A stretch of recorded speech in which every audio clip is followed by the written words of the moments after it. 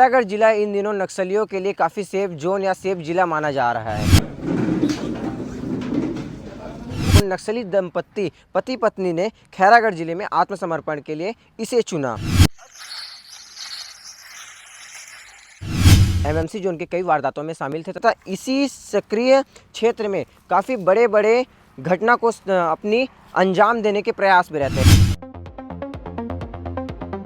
नक्सली पति पत्नी MMC zone के कई वारदातों में भी शामिल थे तथा सक्रिय थे। दोनों छत्तीसगढ़, महाराष्ट्र और मध्य प्रदेश की सीमाओं से वाले क्षेत्रों में नक्सल गतिविधियों में शामिल थे। 20 लाख का इनाम छत्तीसगढ़, एमपी और महाराष्ट्र के शासन के द्वारा रखा गया था। हिडमा की मौत के बाद क्या नक्सली तिलमिला गए हैं या फिर उन लोग सोच रहे हैं आत्मसमर्पण करने के अलावा? नमस्कार, जय जोहार, जय छत्तीसगढ़। मैं खुमेश रजा, खैरागढ़ अपडेट देख रहे हैं आप। खैरागढ़ जिला इन दिनों नक्सलियों के लिए काफ़ी सेफ जोन या सेफ जिला माना जा रहा है। ऐसा उन्हें लगता है कि यह जिला हमारे लिए सेफ है क्योंकि पिछले 6 नवंबर को एक महिला नक्सली ने आत्मसमर्पण करने के लिए खैरागढ़ जिले को चुना तथा कल 26 नवंबर को नक्सली दंपत्ति पति पत्नी ने खैरागढ़ जिले में आत्मसमर्पण के लिए इसे चुना।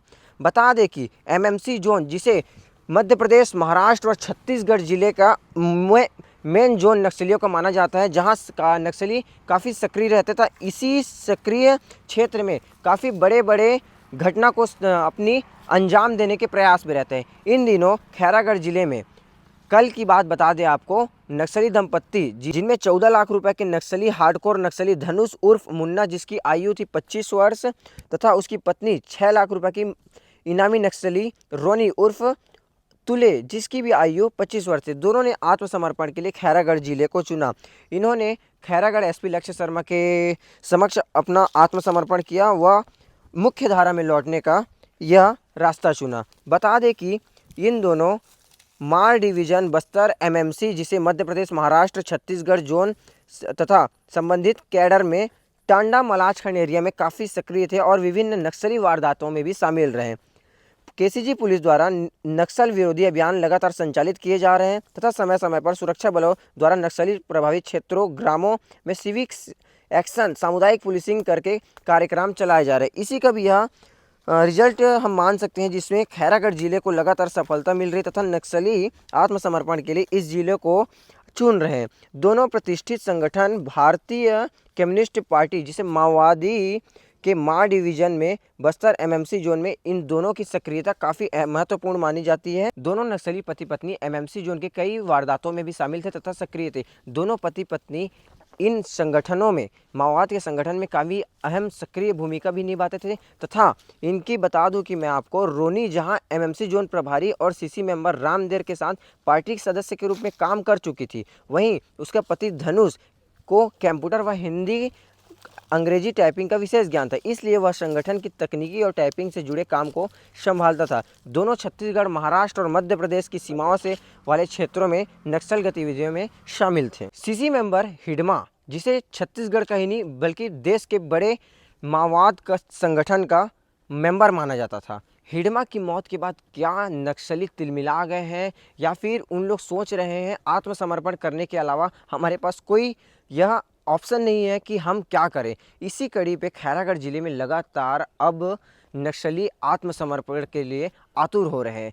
2 नक्सली आत्मसमर्पण कर चुके हैं। अब आगे देखने वाली बात होगी हमारे खैरागढ़ छुईकादान गंडई जिले अंतर्गत नक्सली कितने आत्मसमर्पण करते हैं। पूरे आत्मसमर्पण की क्या प्रक्रिया थी, क्या कुछ था, एएसपी नितेश गौतम सर ने हमसे बातचीत की, उस पर आगे आप वीडियो पर जरूर देखें तथा लेटेस्ट अपडेट के लिए खैरागढ़ अपडेट के साथ जुड़े रहे तथा यूट्यूब चैनल को सब्सक्राइब करें। धन्यवाद। आज केसीजी जिले में नक्सली दंपत्ति के द्वारा आत्मसमर्पण किया गया है, जिसमें जो धनुष उर्फ मुन्ना, जो कि पेंटा बीजापुर निवासी हैं, और उनकी पत्नी रोनी उर्फ तुले माड़वी, वो भी बीजापुर निवासी हैं, ग्राम गोधनम की, इनके द्वारा आत्मसमर्पण किया गया है। इनके ऊपर कुल 20 लाख का इनाम छत्तीसगढ़, एमपी और महाराष्ट्र के शासन के द्वारा रखा गया था और छत्तीसगढ़ शासन की विशेष रूप से नीतियों से प्रभावित होकर के आज इनके द्वारा हमारे ज़िले में आत्मसमर्पण किया गया है। और ये इस साल के लगभग जनवरी के लास्ट में एमएमसी जोन में इनका आना हुआ था, जब बस्तर में कार्यवाही बहुत तेज़ हो रही थी। उसके बाद से यहाँ पर नक्सली वारदात में सक्रिय थे और इनको लगा कि अब मतलब जो है नक्सलवाद का पतन शुरू हो चुका है और एक अच्छा जीवन की आशा ये लोग को वहाँ पर नहीं थी और साथ ही शासन की नीतियों से प्रभावित होकर के आज इनके द्वारा आकर के आत्मसमर्पण किया गया है।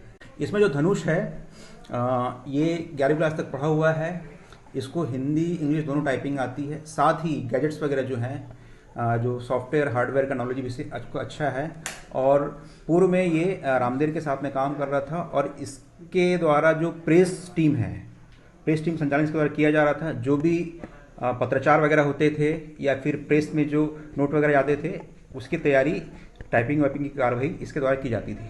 जिस तरीके से सर इनाम है उसमें वारदातों में शामिल रहे हैं, ये वारदातों में शामिल रहे हैं पर ये सब ऑपरेशनल चीज़ें हैं तो अभी ज़्यादा डिटेल में आपको दे नहीं पाऊंगा मैं, पर ये मार्च क्षेत्र में सक्रिय रहे हैं और एमएनसी जोन में सक्रिय रहे हैं। साथ ही जो धनुष है वो 2020 से पार्टी से जुड़ा हुआ है और लगातार उसमें मतलब जो भी नक्सली वारदात होती रही है और उसकी पत्नी जो है वो 2017 से as a party member party में कम्युनिस्ट पार्टी में सक्रिय रही है। हथियार बरामद किए गए हैं। ये लोग अपना हथियार अपने डेरे पर ही छोड़ करके आ गए थे क्योंकि इनकी मंशा ये थी कि अब हमें मुख्य धारा में जाना है तो हम एक व्यवस्थित रूप से पुलिस के पास में जाएं।